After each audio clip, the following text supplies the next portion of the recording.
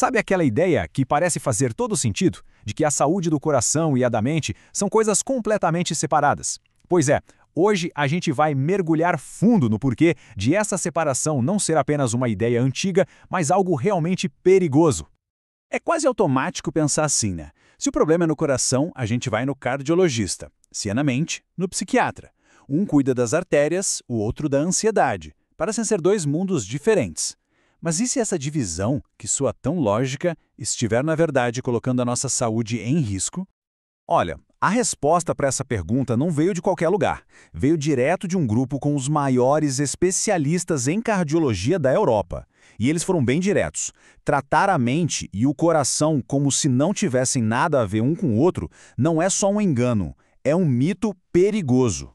Para a gente entender o peso dessa afirmação, é importante saber de onde ela vem. O que temos aqui é um documento que é um verdadeiro marco, publicado pela Sociedade Europeia de Cardiologia. Pense nele como um novo manual, sabe? Mas que não foi escrito só por médicos do coração. Ele foi criado por um time que junta cardiologistas, psicólogos, psiquiatras. Basicamente, eles estão redesenhando o mapa da saúde. E antes de mais nada, vamos só alinhar os conceitos. Quando falamos em saúde mental, não é só sobre não ter uma doença. De acordo com a Organização Mundial da Saúde, é sobre ter um estado de bem-estar que nos dá a capacidade de lidar com os estresses do dia a dia. É como se fosse o nosso sistema operacional, sabe? Se ele não estiver rodando bem, todo o resto começa a falhar. Esse slide aqui resume perfeitamente a mudança de mentalidade. De um lado, a visão antiga, onde o cérebro e o coração pareciam estar em prateleiras diferentes. Do outro lado, a nova realidade, que a ciência comprova. Eles estão em uma conversa constante, ininterrupta. É uma verdadeira via de mão dupla. Então, vamos pegar a primeira mão dessa via. Vamos entender como tudo o que acontece na nossa mente, o estresse, a ansiedade, a tristeza, pode acabar causando um verdadeiro congestionamento lá no coração. E não estamos falando de um estresse qualquer, genérico. O documento aponta para culpados bem específicos. A pressão no trabalho, a falta de grana, o sentimento de solidão, a discriminação e até mesmo feridas que vêm lá da infância. A ciência mostra que cada um desses fatores é como um veneno lento para o nosso coração. E se a gente precisa de um número para ter a real dimensão do problema, aqui está ele. Viver sob esse tipo de estresse aumenta em mais de 2,5 vezes a chance de sofrer um primeiro infarto. Para colocar isso em perspectiva, é um fator de risco tão poderoso quanto alguns dos mais famosos vilões da cardiologia. O recado final desta parte é muito claro. A cardiologia agora coloca oficialmente a depressão e a ansiedade no mesmo patamar de risco do cigarro e do colesterol alto. Não são mais problemas menores. São considerados, de fato, fatores de risco independentes para doenças do coração. Certo? Agora, vamos fazer o retorno e pegar a outra pista dessa via de mão dupla. Porque a conversa não é de um lado só. O que acontece quando o coração, o órgão físico, é quem sofre o baque? Como isso impacta a nossa mente? O infarto não é só um evento físico. É um momento que pode abalar a vida de uma pessoa por completo. É um confronto muito direto com a nossa própria finitude. E essa experiência, claro, não fica só no peito. Ela reverbera na nossa mente, deixando cicatrizes que são tão reais quanto as físicas. O impacto pode ser tão profundo que os especialistas até criaram um termo específico para isso: transtorno de estresse pós-traumático induzido por doença cardíaca. O evento traumático, nesse caso, não é algo externo, como uma guerra ou um acidente. É a traição do próprio corpo. E os números são impressionantes. Dá uma olhada nessa tabela.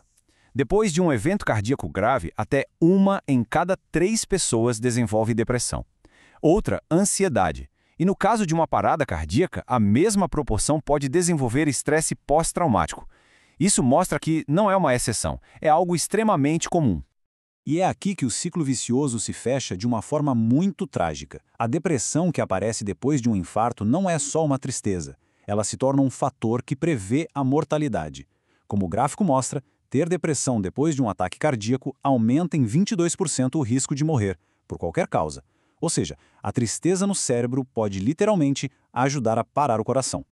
Ok, o problema ficou claro. É um ciclo perigoso que se retroalimenta. Mas como a gente quebra esse ciclo? A boa notícia é que a Sociedade Europeia de Cardiologia não só apontou o problema, como também desenhou uma solução.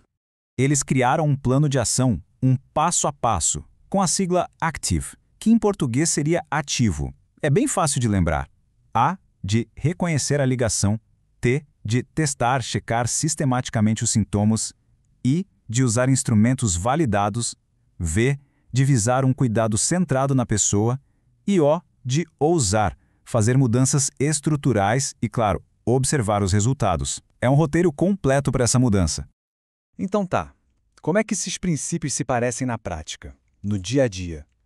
O que realmente significa tratar a pessoa por inteiro e não só um órgão que está doente?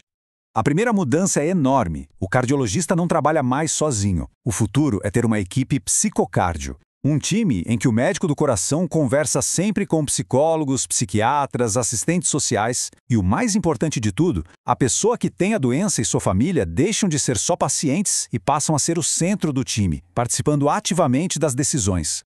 E o tratamento também muda. Não é mais um modelo de tamanho único. Pense numa escada. No primeiro degrau, todo mundo recebe informação e um apoio básico. Se for preciso mais ajuda, sobe-se para o segundo degrau. Intervenções de baixa intensidade, como ferramentas digitais. Ainda não é o suficiente? Terceiro degrau, terapia individual. E lá no topo, se necessário, o tratamento psiquiátrico especializado. É um cuidado feito sob medida. E com isso, a gente volta à pergunta do começo. Depois de ver todas essas evidências, a conclusão parece inegável. A ideia de um corpo dividido, com um médico para o coração e outro para a mente, é um mito que, como vimos, pode custar vidas. A questão agora não é mais se a gente deve mudar, mas com que urgência a gente precisa fazer isso. Será que não está mais do que na hora de pararmos de tratar só o coração e começarmos a tratar a pessoa por inteiro?